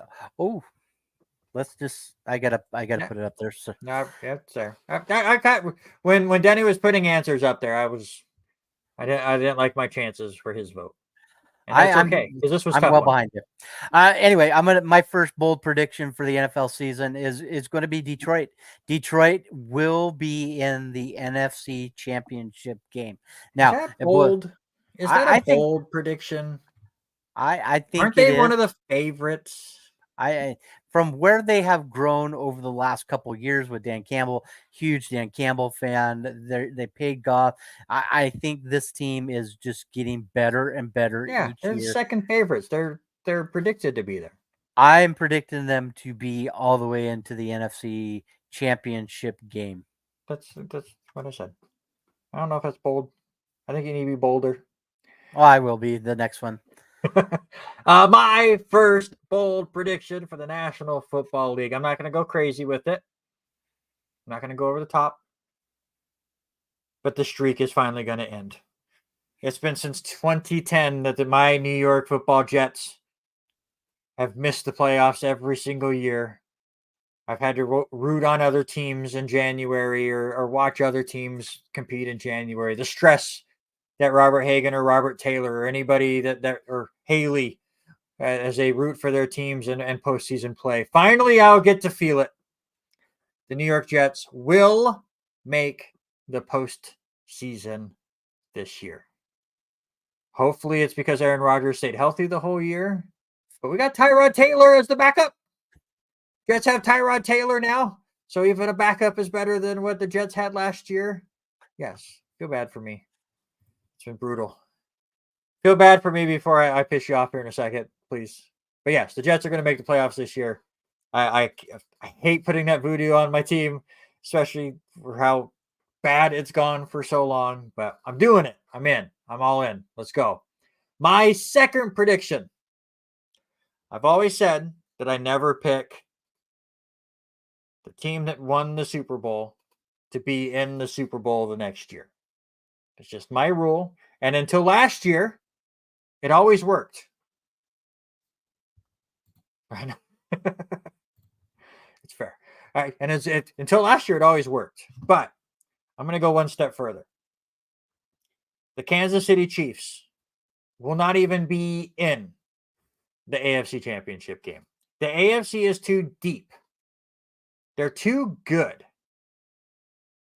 for the Chiefs to continue to dominate as they do. They are a fantastic team. Patrick Mahomes is the greatest quarterback in the league right now. There's a reason why they've won back-to-back Super Bowls. I'm not going to say they're having a down year. But at some point in the playoffs, somebody's finally going to beat them. Joe Burrow was able to do it. Does he do it again a bit earlier? Baltimore's been a really good team. We see Houston taking a big step forward. Who's going to come out of the AFC East? What does Harbaugh do with the Chargers? Probably not knock them out of the division lead, but they could contest. I just think there's too much talent in the AFC. for Kansas City for the 15th straight year to be in the AFC Championship game. Yeah, fair, very fair. And so I'm gonna even go a little bit more rancid, and I apologize, Robert Taylor, but the Kansas City Chiefs will not win. They are going to lose in the wild card round. As Randy said, there's just way too much talent. What is happening in with Joe Burrow? If Aaron Rodgers stays healthy, if Justin Herbert and Harbaugh make such a great connection, what does he bring with the Chargers to this table? There's a strong chance, and I'm not going to boldly say that yet, that the Chargers are the Chargers will win the AFC West. There's a chance. Okay, that might be dumb. All right, I was laughing at Robert about the bold. I'm not going to say the Chiefs are not winning their division. All right, I don't know if I can go that far. Well, I didn't want to say homerism with mine. Yes, we do get Derrick Henry. Yes, we have Lamar Jackson, but we lost 3 linemen to the New York Jets. 2 linemen to the New York Jets. The other one went to, I believe, Dallas, I think it was. But anyway, there's just too much talent in the AFC. Yeah, I agree. My last bold prediction: 3 teams from the NFC North are going to make the postseason, and it's not who you think. There's a lot of hype about Caleb Williams and the Chicago Bears, and that they're going to continue to step up and continue to play better. Yes, they won 7 games last year. Yes, they had the number 1 pick because it was Carolina's pick, not because they were that bad. Yes, they've upgraded the wide receivers. I get all of that. But they're the one team that's not going to make the playoffs in the NFC North. The Minnesota Vikings are going to come out of nowhere again with who?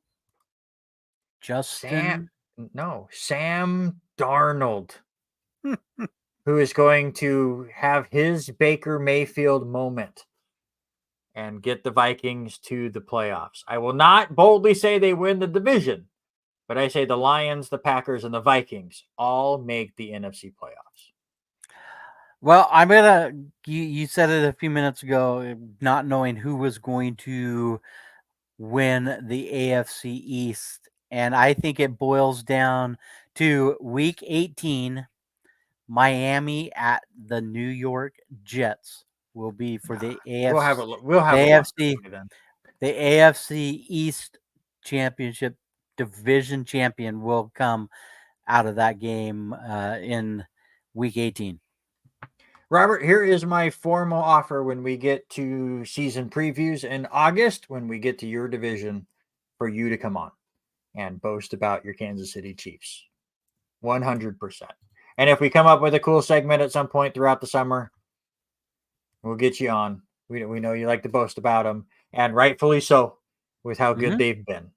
I will go that far. But there you go. Those are our bold predictions. We'll continue to hit some NFL stuff throughout the summer. But again, 1-hour shows starting next week.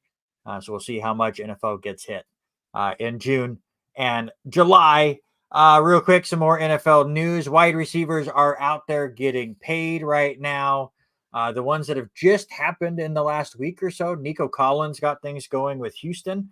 3-year extension for over $72 million. That happened on May 28th. A couple of days later, Jalen Waddle got paid, also a 3-year extension, this one with Miami, for $84 million plus. And then the big one yesterday, Justin Jefferson, as Robert said, 4 years, $140 million, the highest paid non-quarterback in the National Football League. My question to you, Robert, is CD Lamb next? I'm not sure. As much as they keep bringing up his name, No, he's not being thrown to by JJ until next year. He's getting thrown to by Sam Darnold this year, all the way to the playoffs. Pay attention. I think that's the next big name in there, but I don't know if he is going to get the size contract that he is wanting. Well, they still got So to pay it's gonna be Dak. They still got to yes, pay that's Parsons, right? yep, and then and Zeke coming back. So I mean, how much are they going to pay him? So it'll be interesting. Nah, Darnold breakout year, Baker Mayfield year for Sam Darnold. You love to see it. I hope to see it. We'll see how it goes. I think he should get paid. T. Higgins will not get paid. No, at least not from the Cincinnati Bengals. We'll see what kind of discourse that brings to the Bengals, which they were my Super Bowl pick when we had our discussion the Tuesday after the Super Bowl. We'll see what my Super Bowl pick comes when we get through all the preseason and stuff and how I feel then. But I don't like that discourse that's going on with the Bengals either. One other financial news that happened today. Christian McCaffrey signed a 2-year, $38 million extension with San Francisco. And I'm with Rich Eisen.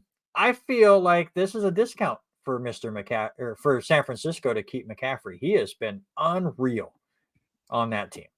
Yeah, I mean, his main changing, leaving Carolina to make that trip west, it has become, that premier team in the NFC West. I mean, you got Brandon Ayuk, you've got um, uh, the defense and what they're putting up with Bosa. Debo and This, Kittle on the oh, offense as it's well. just, Yeah. yeah. I mean, this team, I, for me, with this price that has come out, almost makes it feel like he is taking it for a team success where they can keep Yeah, building that and makes sense. adding on. That was my feeling when I saw the numbers come across. Is he has that feeling of being that team player to make the run happen, and I think that's what's happened now. Yeah. Once we get past these 2 years, maybe they give him a long-term contract. No, That no, no, absolutely. This is it. This you is think his so? last big contract, 100%. You're not going to give a long-term contract to a running back Or in anyways. that And the fact that he's adding on to this, I mean, will he get a contract in his 30s? Sure. But it's not going to be long-term, and I don't think it'll be big. It'll be down to like 1-year deals and stuff. One last thing I threw it in here because it made me laugh. Gable Steveson, who was an Olympic medalist for wrestling, and then went to the WWE, and they hyped him up for years as the next fantastic athlete that went from amateur wrestling and was going to be the next Kurt Angle. And they kept showing him in the crowd as, look, hey, Gable Steveson still here. And okay, never mind. We've released him. He doesn't put in the work. There have been jokes from some of the WWE wrestlers where somebody said, if he went to the NFL, what position would he play? And one of the wrestlers went, whichever position does the least amount of work. So we'll see what happens there. But Steveson did sign with the Buffalo Bills. Will he do better in the National Football League than he did with the WWE? I really don't think so. As that you said, all the stories have talked about his work and all that. I think they cut him by say week 5. I don't think he even lasts a full season in Buffalo. I don't think he makes it past training camp, but that's just me. All right, let's get into the hottest topic that has been going on in the world of sports. I asked Robert a couple of days ago if he wanted to talk about it. We will not spend as much time as other shows have been taking on it, but no, there wasn't breaking news. I broke the news when it happened. You were still mowing the lawn. It's not the breaking news. The breaking news was the bracket you showed, but not breaking news. But Caitlin Clark has had a bit of a rough time with the WNBA, not performance-wise. Indiana has struggled as expected. Mm-hmm. The reason why they had the number 1 pick. But her opponents have not played so nicely with the young rookie, and a lot of people are upset about it. However,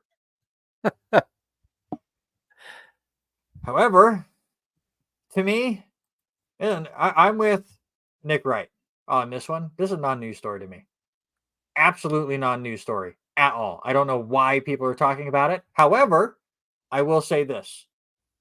the WNBA is loving the fact that everyone's talking about this. That's it.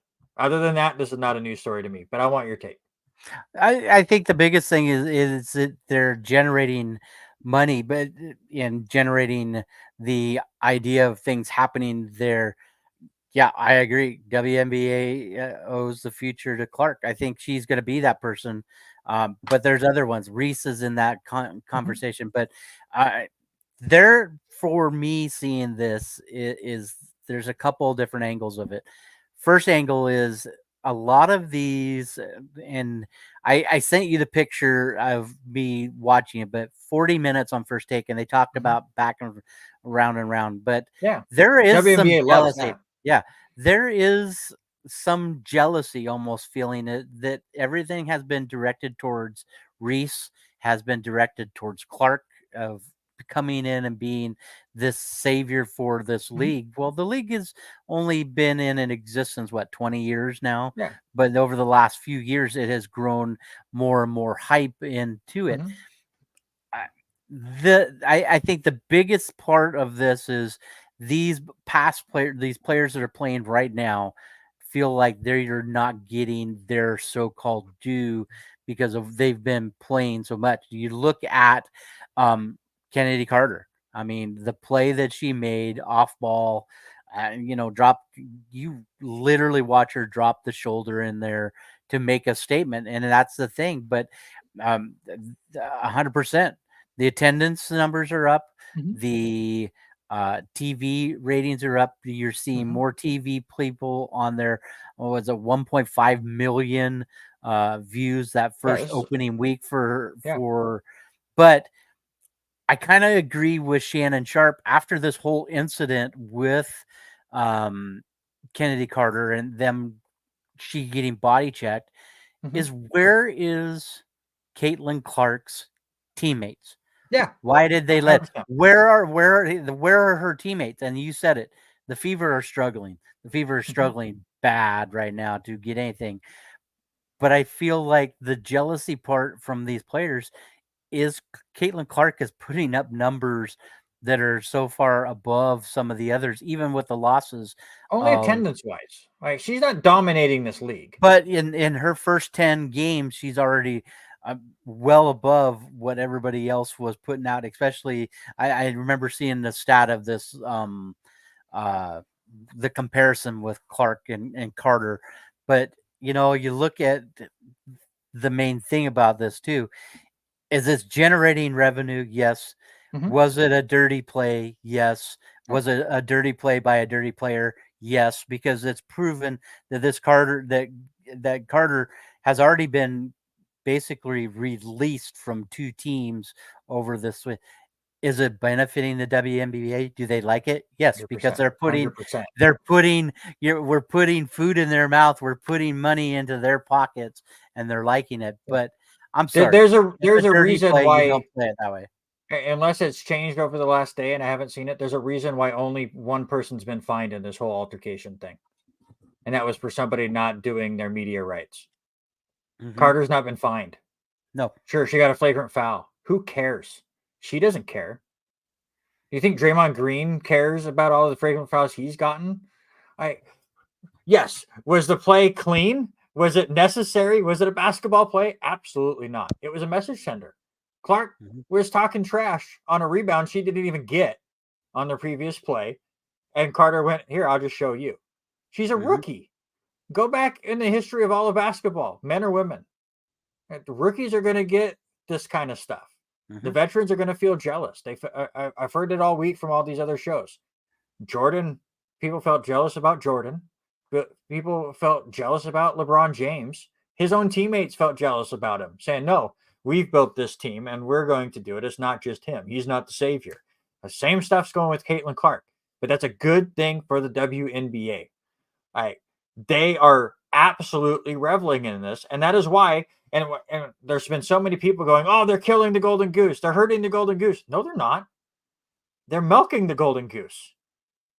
You add controversy around your golden goose, that creates more attention. If Caitlin Clark just went out there, had a fine rookie season like she's having She's having, for a rookie, she's doing great. Mhm. Overall, she's fine. Mhm. She's having a fine season. Then next year, nobody's going to care. Like everything's going to die out. However, if you paint this picture of, oh, everyone's going after Caitlin Clark, see what she's going to have to do to overcome it. Let's see what happens this day. More and more people are going to turn in. Eric Bischoff said it a long time ago. Controversy creates cash. And that's exactly what the WNBA is buying into. It's a reason why this is one of the first times we've talked to WNBA on this show ever. It's a reason why First Take spent 45 minutes on it. This is a good thing for the WNBA. Now, you can't, you have to take this attention and turn it into go, but we actually have a really good product too. Like, so many people that argue about the equal pay between NBA and WNBA. We're not going to get into all that stuff, but we always talk about it. It's like, well, then watch the product, buy more of their stuff, go to their games, buy their merchandise, get them more revenue for them to get to give off to the players. They have to now hook everybody that is tuning in or having these discussions about the WNBA. It is up to the players on the floor to now have these competitive games and show that they are extremely talented, and they are, and hook people to watch. Period. This is their chance, the best chance ever that they have had to be a reliable entertainment avenue in the summer. Because once the NBA and the NHL done, it's Major League Baseball and it's WNBA. That's it. It's really all you have. So this is your chance, and it's up to them to now hook everybody. Well, I think too, my last point about all of this is it brought up a lot of things that, as you know, and you know this about me, I'm not a big Stephen A. Smith fan, because of the fact that he thinks everything is a color issue and all that. And that was his full. And you used the term "golden goose" of Caitlin Clark. Yes, he called her a white girl. He called her the. And he starts talking about all of the other African American girls. But I think the biggest point out of that whole thing, after them all going at it, was the host Molly Karam talking and basically putting this out there to Stephen A. Smith. Is Stephen A. had a platform, and he has never really showed a big interest until something like this happens. Yeah. And you could tell the frustration coming from Molly and I'm forgetting the analyst, but she put him in his place, and to the point of there was some frustration of now you're finally seeing a women's sport that is very dominant. And like you said, this little tiff of here is going to cause things. We're going to be still talking about this in weeks to come. Hopefully. Even So, WNBA hopes, but there's no guarantee we will be, because news travels fast and news goes like that. There's so many things where it's like there's no way that this player is going to be able to bounce back from this controversy. And 2 weeks later, nobody's talking about that controversy because we have something else to talk about. Right. Period. And that's WNBA has their opportunity right now to get people to latch on to their sport. Is it over how fantastic the play is on the court? No, but now they're here. The eyeballs are on you. Now show how good the sport really is, and hopefully they can grow from it. That's just how it works. That's how the human mind works. We're very, especially these days with phones always in our hands and we're just bouncing around to other stuff. You have to give people a reason to stay on your product. And sure, you've gotten this viral moment. And by the way, those people that said that she got assaulted on the floor, she got bumped. Let's calm down. It wasn't even that vicious of a hit. It was an illegal play. It was not a basketball play, but let's just chill. She was not assaulted, guys. She got bumped. It's fine. She got body checked. We're going to talk about the NHL. That happens every play in the NHL. So let's just chill for a little bit. Let's move on to the NBA Finals as I knock over my mic. Yeah, we might get to bowling talk here at the very, very end. I've been hearing that Denny is learning more and more about the sport. We'll get to that at the very end of the show. But I do want to give 2 minutes maybe to the NBA finals. We've given more time to the WNBA than the NBA. Yay, us. But everyone that watches the show knows we're not big NBA people. We're not big NHL people, but they've hit their finals. For the NBA, it starts on Thursday between the Dallas Mavericks and the Boston Celtics. Who do you got, and in how many games?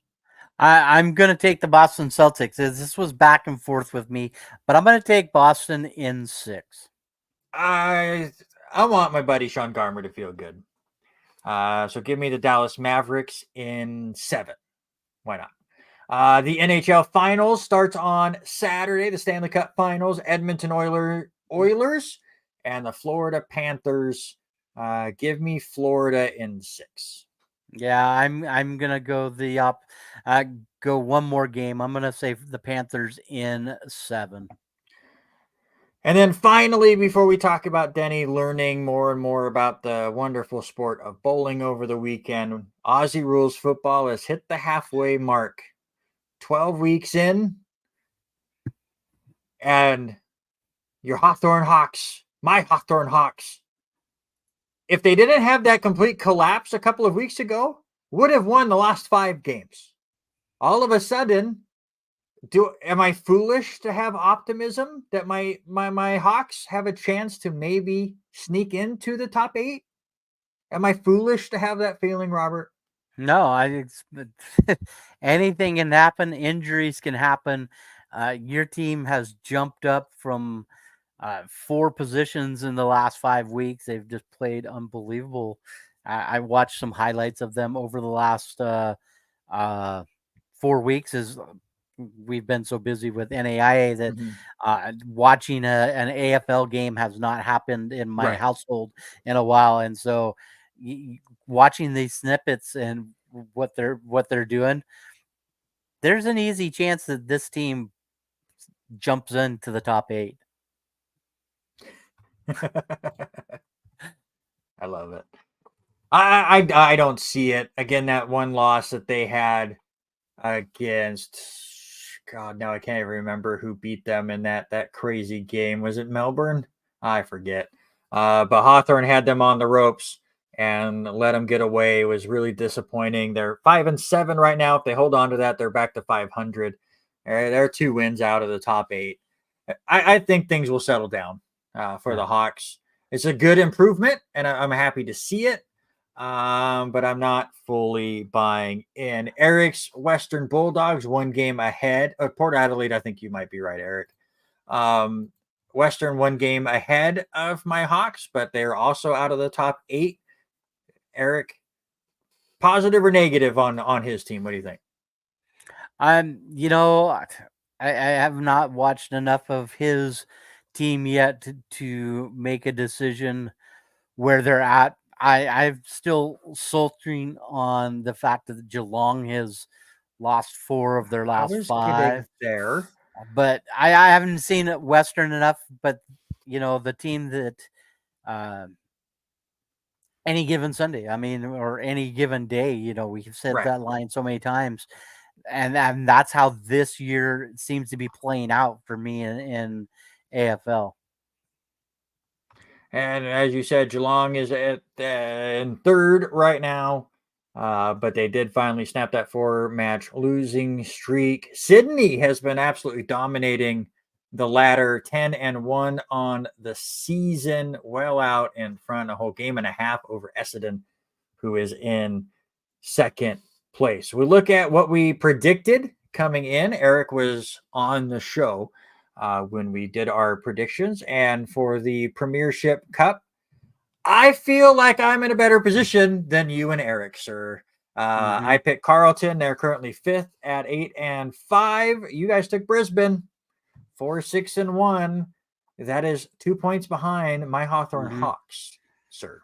Yeah, just not, like I said, it has been a year of not knowing with anything. Who would have figured Geelong losing 4 games straight? Who would have figured that the swing has been made for your Hawks? Who would have figured Brisbane, a team that was very dominant last year, is just finding no way of getting a win and being very close to wins.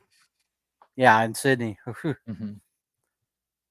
And for the wooden spoon, for those that don't know, it goes to the team that finishes in dead last. North Melbourne still has not won a game, so I'm feeling good about my pick. They're 0-11. Though Richmond 1-11, only 4 points away. Robert, you took West Coast. They have 3 wins. You are out of the running.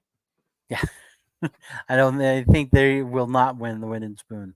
I'm not 100% sure who is on TV next week. I told Robert, don't worry about the schedule because I didn't think we were going to I have haven't even turned on the even TV. time for any of that stuff. But there are some fantastic games this weekend. Number 1, Sydney versus number 3, Geelong. Saturday night, 10:20 p.m. Pacific time. Hopefully that is on a Fox Sports channel. You'd love to see that.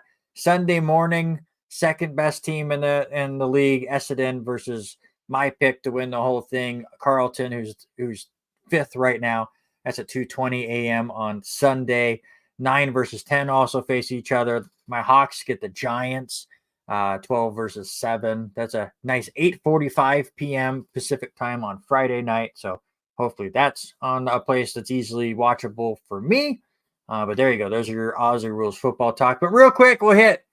You've been trying to get Denny Grubb into bowling as you had talked about. Sam Grist was bowling in the Banana Boat. You also bowled in the Banana Boat. So just kind of talk about that experience. It's good to get back into the swing of bowling tournament. A great weekend. Baker City, LeGrand came in. Got to have Denny come down. He sat behind our lanes asking questions and watching college baseball and doing that. But we talked about I had more stoned 8 and stone 9 pins, stone 7 pins all weekend. So teaching Denny terms and all that, I told him, I said, we got to get you signed up. We got to get a league. I think a Sunday night league, if we get a spot for a Sunday team, I think Denny should come down and join us for a short season.